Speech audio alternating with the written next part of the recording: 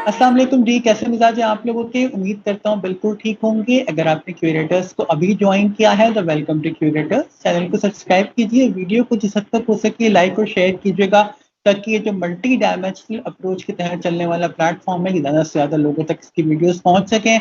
आज इंतहाई important topic हम डिस्कस करने वाले हैं क्योंकि आपको पता है तमाम चीज़ें आजकल ऑनलाइन होती हैं। डेटा आपकी हेल्थ से लगा के सॉफ्टवेयर हाउसेस तक, जिस पर्टिकुलर फील्ड की भी हम बात कर लें, it is running online now. जब हर चीज ऑनलाइन होती है तो उसमें साइबर सिक्योरिटी की जो इम्पोर्टेंस है वो हद से ज्यादा बढ़ जाती है। साइबर सिक्योरिटी क्यों इम्पोर्टेंट है, why we need to take care of it. We are extremely privileged and honored to have somebody who is basically a bachelor's in computer sciences. He has done certifications regarding cybersecurity as well. He is one of the few Pakistanis who attended DEFCON conference, which used to be happening at USA, Las Vegas. Currently, he is working as a unit head of cybersecurity in a private bank, have experience of more than 8 years in this field. Let me take this privilege to welcome Mr. Ibad with me. Assalamu alaikum, sir. How are you?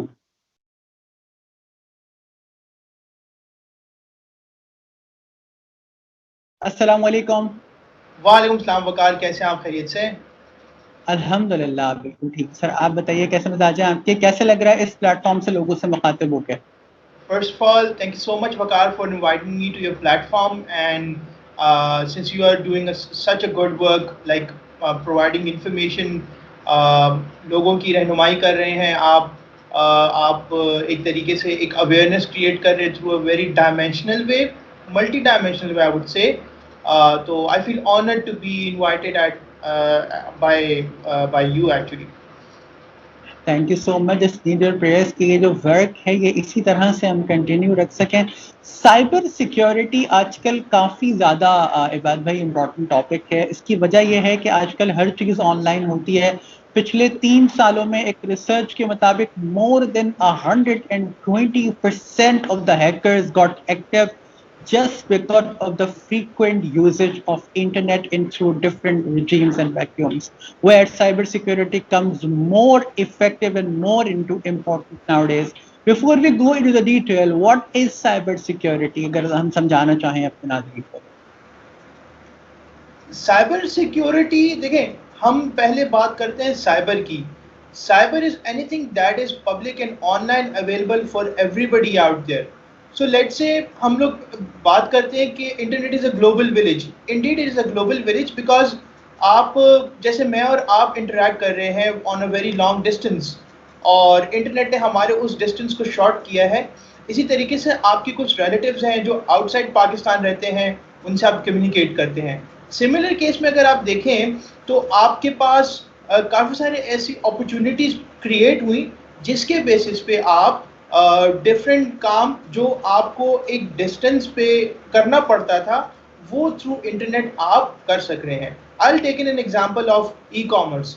E commerce का जो business है उसमें होता ये है कि you visit a website, an e commerce website. वहाँ पे आप कोई चीज़ खरीदते हैं और ख़रीदने के बाद आप उसकी पेमेंट वहाँ पर करते हैं, या तो वो पेमेंट आप वहाँ पे थ्रू कार्ड करते हैं, या वो आप पेमेंट थ्रू किसी न किसी डीलर या मर्चेंट के थ्रू जाके उसको वो पेमेंट जो है तो वहाँ पर उनके पास डिपॉजिट करते हैं या जमा करवाते हैं, या वो जो पेमेंट आपने जिस आर्टिकल के अगेंस्ट करनी होती है वो बंदा आपके पास आता है और आप उसको वो पेमेंट करते हैं, राइट.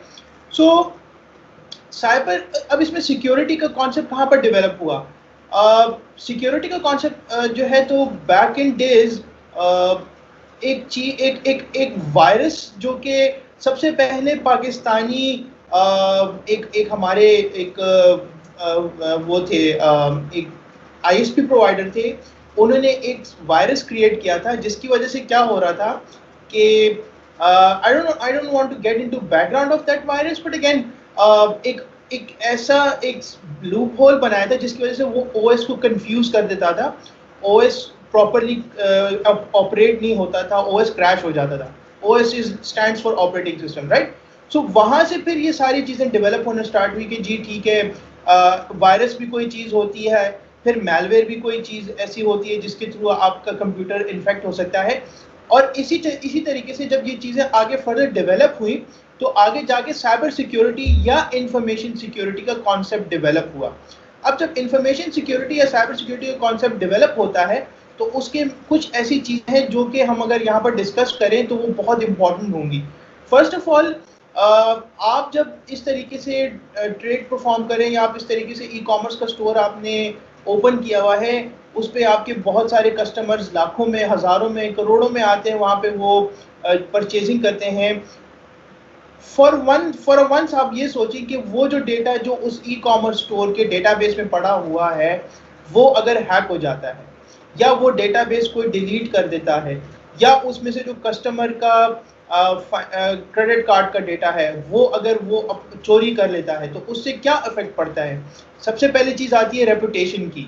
कोई भी दूसरा बंदा जब इसके बारे में ऐसी कोई बात सुनेगा उस ई कॉमर्स स्टोर के बारे में तो वो उस पर कभी भी शॉपिंग दोबारा नहीं करेगा, क्योंकि उसका जो ट्रस्ट है वो उस इंसिडेंट के बाद उस ई कॉमर्स स्टोर पे ख़त्म हो जाता है। सेकेंडली, उसके ऊपर जितने भी कस्टमर्स का डेटा जो उस पर पड़ा हुआ होगा, इसको हम लोग अपनी लैंग्वेज में कहते हैं आइडेंटिटी थेफ्ट। तो वो सारा का सारा डेटा अल्टीमेटली अगर उस हैकर ने हम हैकर नहीं कहेंगे, एक्चुअली उसको साइबर क्रिमिनल कहेंगे, अगर उस साइबर क्रिमिनल ने उसको चोरी कर लिया है तो वो आगे उसको बहुत सारे ऐसे तरीकों में यूज़ कर सकता है या उसको रिप्रोड्यूस कर सकता है जिससे डायरेक्टली उस कस्टमर को नुकसान पहुंच सकता है। अब मैं जब लिंक्डइन ब्राउज करता हूं या ट्विटर देखता हूं, फेसबुक वगैरह देखता हूं, तो बहुत सारे ऐसे लोग हैं जो क्या करते हैं कि अपनी पर्सनल डिटेल्स फेसबुक पे और सोशल मीडिया पे पोस्ट करते हैं। जैसे कि कभी कभार वो अपने CNIC के नंबर्स किसी कॉलेज में या किसी यूनिवर्सिटी में एडमिशन हो रहा होता है या वो डिग्री पास आउट कर रहे होते हैं तो उनके डिग्री के नंबर्स विजिबल होते हैं। इसी तरीके से कुछ लोग जो डिफरेंट ऑर्गेनाइजेशंस पे काम करते हैं वो अपने अप्रेजल लेटर्स या अपने जो प्रमोशन लेटर्स हैं वो पोस्ट कर देते हैं जिसके अंदर उनकी कॉन्फिडेंशियल इन्फॉर्मेशन होती है।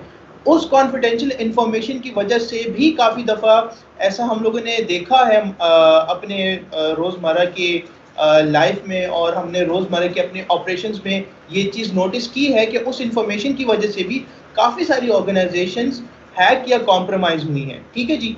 तो ये तो मैंने आपको एक एग्जांपल थी ई कॉमर्स की। अगर हम हेल्थ इंडस्ट्री की बात करते हैं तो हम लोगों ने मतलब मेरी अपनी एक रिसर्च थी जिसमें मैं IoT पे रिसर्च कर रहा था, और IoT की रिसर्च में मैंने एक चीज़ आइडेंटिफाई की जिसको हम लोग अपने नॉर्मल ज़बान में पेस मेकर कहते हैं।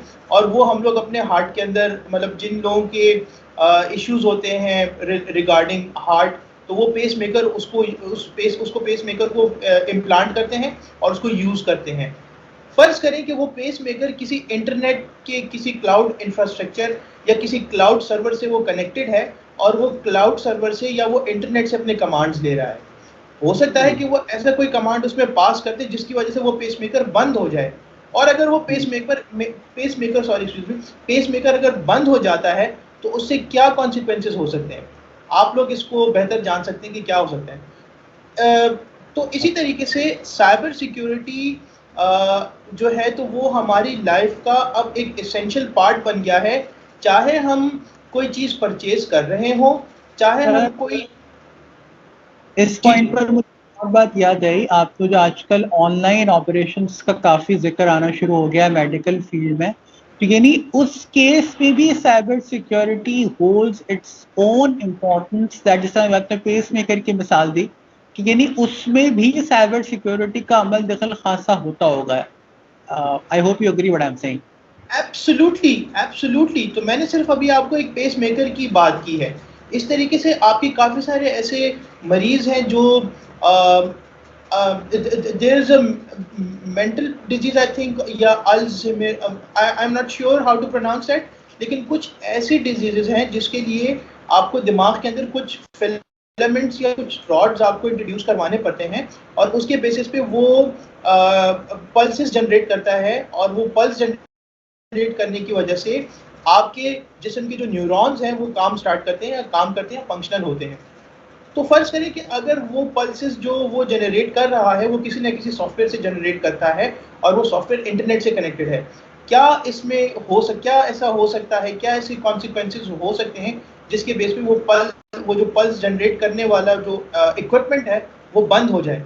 उसकी वजह से क्या हो सकता है, उस बंदे की जान जा सकती है। सिमिलरली कुछ ऐसे इक्विपमेंट हॉस्पिटल्स में प्लेस होते हैं, जैसे आपका आईसीयू में कुछ ऐसे इक्विपमेंट्स होते हैं जो बड़े सेंसिटिव होते हैं, जिसके अंदर ईसीजी की रिपोर्टिंग होती है, पेशेंट का कॉन्फिडेंशियल इंफॉर्मेशन होता है। अल्लाह ना करे किसी के साथ ऐसा कभी कोई वाकया हो, लेकिन अगर किसी बंदे को एड्स हो जाए, खुदा ना खास्ता, और अगर उसकी एड्स की डिटेल आपके किसी न किसी फोरम पे पब्लिक हो जाए, तो काफ़ी सारी एम्बैरेसमेंट का एक इंसान को एम्बैरेसमेंट एक फेस करता है, क्योंकि ऑब्वियसली एक एड्स ऐसी एक स्टिग्मा है एड्स के बारे में हमारी नॉर्मल सोसाइटी में, कि लोग इसको बहुत बुरा समझते हैं और वो कहते हैं कि ये बीमारी किसी खास वजह से हुई, ना कि ये इसके बाकी भी रीजंस हो सकते हैं। So you know what I am saying कि इसकी वजह से इंसान की लाइफ भी तबाह हो सकती है, इसकी वजह से उसकी अपने पर्सनल लाइफ में भी बहुत सारे कॉन्सिक्वेंसेस जो है तो वो क्रिएट हो सकते हैं, और इसकी वजह से काफ़ी सारे लोगों का बिजनेस लॉस भी हो सकता है। एब्सोल्युटली। अब थोड़ा सा बात करते हैं इबाद भाई बैंकिंग साइड की, तो ज़ाहिर है आपका ताल्लुक भी प्राइवेट बैंक से है। आजकल बहुत ज़्यादा अनफॉर्चुनेटली चीज़ हो रही है कि कस्टमर्स को एसएमएस जाता है और वो इतने मासूम होते हैं कि वो अपने एटीएम पिन्स और ये सारी चीज़ें मैसेजेस के अंदर दे देते हैं। Being an expert in cyber security, I just want you to elaborate a little कि उनके देने से न सिर्फ ट्रांजैक्शन होती है बल्कि किस तरीके से कस्टमर सफर हो सकता है। जरा इस पे भी थोड़ी सी अपनी जरा इनलाइटन कीजिएगा हमारे आलो। अच्छा जी, फर्स्ट ऑफ ऑल अगर आपसे कोई बंदा ख्वाह वो बैंक का अपना ही रिप्रेजेंटेटिव हो और वो आपसे फ़ोन करके आपसे आपका पिन कोड मांगे, या आपसे आपका सीएनआईसी के बेस पे आपके मदर का नेम पूछे, या ऐसी कोई कॉन्फिडेंशियल इंफॉर्मेशन पूछे जो आपको लगता है कि आपको नहीं देनी चाहिए, आप उसको कतन बिल्कुल ना दें। आप उनके जो यूएएन नंबर होता है, हर एक बैंक का अपना यूएएन नंबर होता है, उस पे आप फ़ोन करें कि आपको जो इन्फॉर्मेशन रिक्वायर्ड होगी वो आपको उसी के थ्रू अच्छा, आपको एंटरटेन करेंगे। सेकेंडली जी जी नंबर यूएएन नंबर से एक बड़ी इंपॉर्टेंट चीज़ है जो हमें अपने लोगों को बताने की ज़रूरत है। वो समझते हैं यूएएन नंबर वो नंबर है जिससे कॉल आ भी सकती है। I think we need to address over here it can only be dialled, you can not receive call from absolutely UAN, it's a fraud. Absolutely absolutely. So आप एक चीज़ ये notice करें कि अगर आपने अपने ब्रांच अब आपने अपने अकाउंट का नंबर भी चेंज करना है, तो आपसे ये कहा जाता है कि आप अपने नियरेस्ट किसी भी बैंक के ब्रांच विजिट करें। ये क्यों कहा जाता है? ये इसीलिए कहा जाता है ताकि आपकी इंफॉर्मेशन की वैलिडिटी हो सके इन फिजिकल प्रेजेंस, और आपके इन फिजिकल प्रेजेंस होते हुए उस इंफॉर्मेशन को अपडेट किया जाए। सो अगर हमारे कस्टमर्स को थोड़ी सी ये अवेयरनेस, अगर एक ये अवेयरनेस क्रिएट हो जाती है और वो थोड़ा सा इस पे सोचते हैं और इस पे सोचना स्टार्ट कर देते हैं, तो आई थिंक 40 to 50% हमारे जो ऐसे इंसिडेंट्स जिसमें कस्टमर्स अपने कार्ड का नंबर, पिन का नंबर और ये सारी चीज़ें जो शेयर कर देते हैं एसएमएस के ऊपर और एसएमएस के थ्रू, वो जो है तो वो कम हो जाएगा।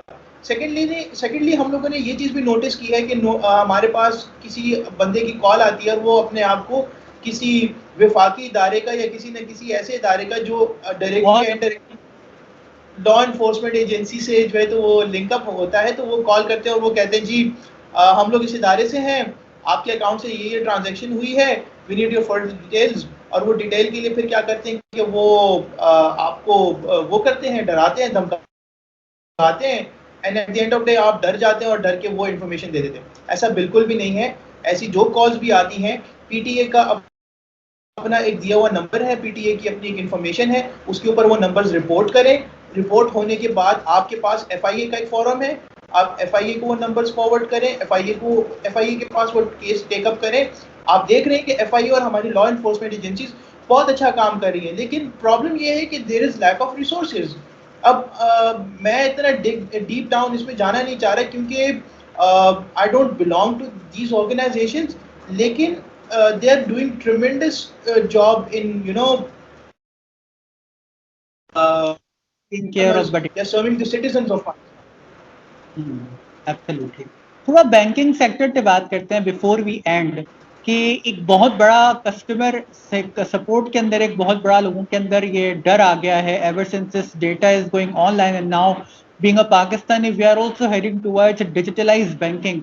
तो अगर मैं आपसे बहुत ब्रीफली पूछूं, because I know it's a very vast topic, अगर मैं आपसे ब्रीफली पूछूं तो इंफॉर्मेशन सिक्योरिटी या cyber security in terms of digitalisation कितना वर्क कर रही होती है, किस तरह से हम कस्टमर को सेटिस्फाई कर सकते हैं कि his information is now very much safe and secure?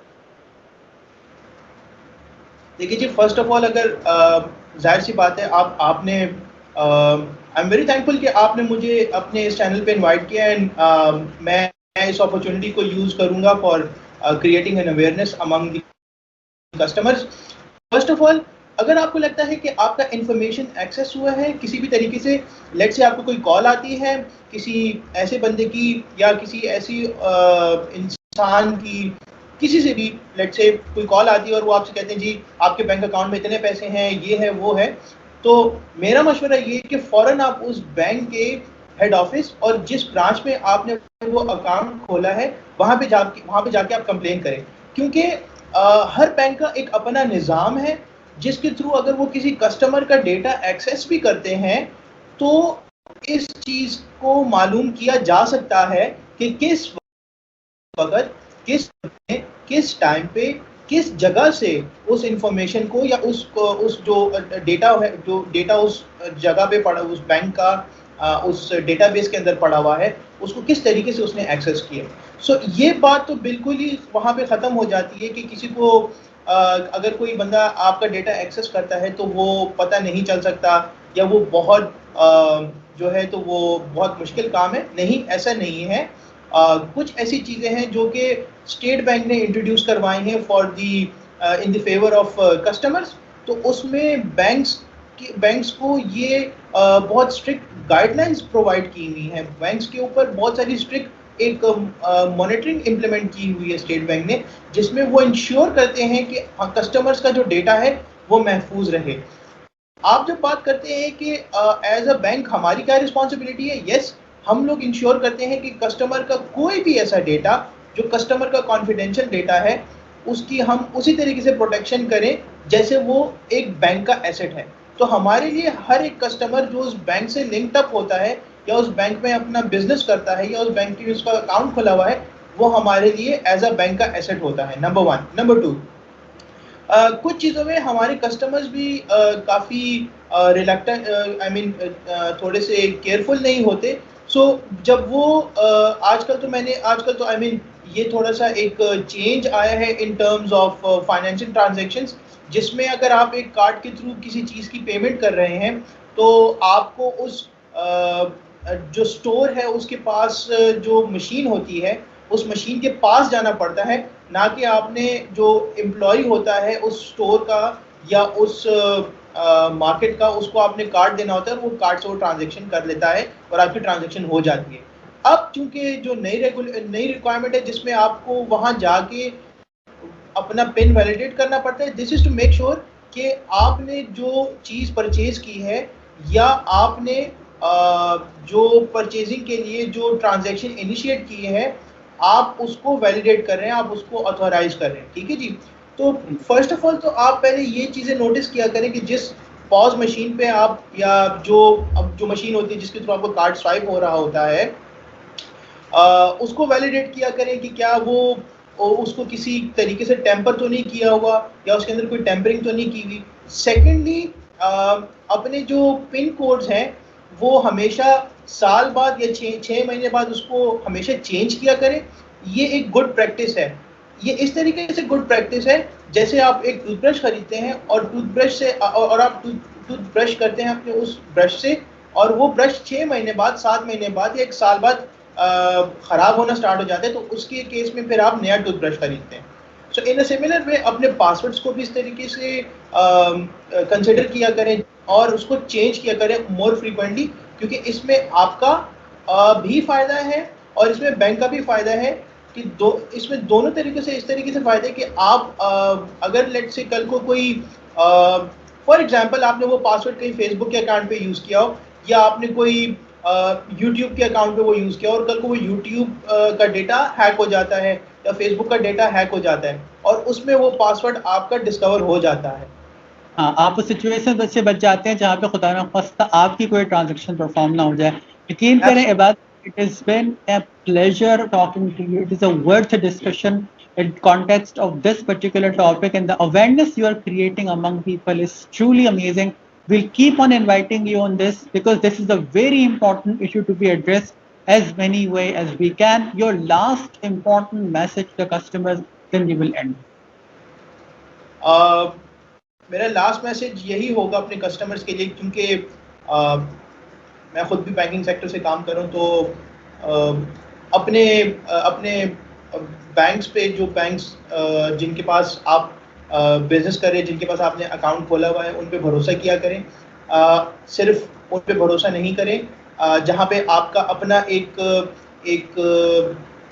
Ethical right है, जिसमें आपसे अगर रिक्वेस्ट की जाती है कि आप अपने पासवर्ड्स चेंज किया करें, अपने इंफॉर्मेशन को सोशल मीडिया पे ना डाला करें, कॉन्फिडेंशियल इंफॉर्मेशन ना पोस्ट किया करें सोशल मीडिया पे। इसी तरीके से कोशिश किया करें कि जितना आप अपने पासवर्ड्स को डिफ़िकल्ट रख सकते हैं, अपने पिन कोड्स को जितना आप डिफ़िकल्ट रख सकते हैं, जो कि एक स्टैंडर्ड है। I don't want to get into those standards, लेकिन स्टिल अगर अपने पासवर्ड्स को आप चेंज करते रहें टाइम के साथ साथ, पीरियोडिकली साथ साथ, तो हो सकता है कि that can make a very great impact in securing your own account और सिक्योरिंग योर ओन इंफॉर्मेशन। और last but not the least, कोई भी ऐसी कॉल आती है उसको रिपोर्ट करें, ताकि अगर आज आपको ये कॉल आई है तो कल किसी और को ये कॉल मौसूल ना हो सके। Thank you so much.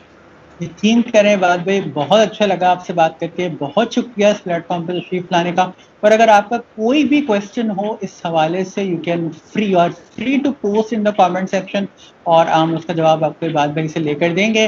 अपना और अपने गिरदरवा के लोगों का बहुत ख्याल रखिएगा। मुझे और इबाद भाई को अपनी दुआओं का किसी कदर हिस्सा जरूर बनाइएगा।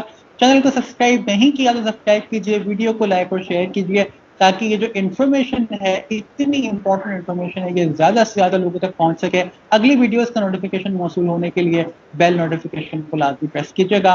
ख्याल रखिएगा अपना। अल्लाह हाफ़िज़ एंड स्टे क्यूरियस।